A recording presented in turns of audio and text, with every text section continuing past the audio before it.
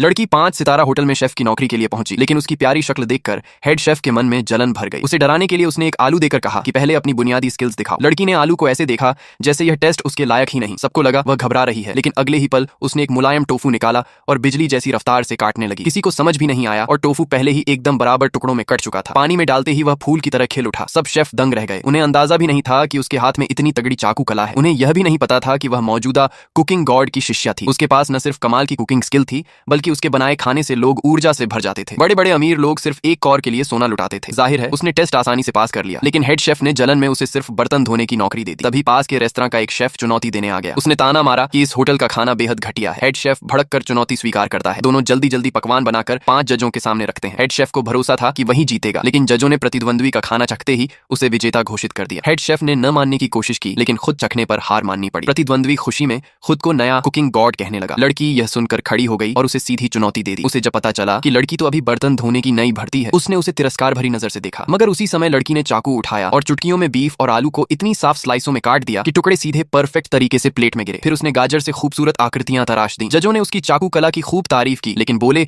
कि असली पकवान बनाना आना जरूरी है। लड़की किसी बात से विचलित नहीं हुई। उसने पैन गर्म किया, तेल डाला और कुछ ही देर में डिश तैयार कर दी। जजों ने उसका पकवान देखा। वह दिखने में ही बेहतरीन था। उन्होंने एक और चखा और तुरंत उनकी आंखों में खुशी चमक उठी। उन्होंने कहा कि यह उनकी जिंदगी का सबसे स्वादिष्ट पकवान है।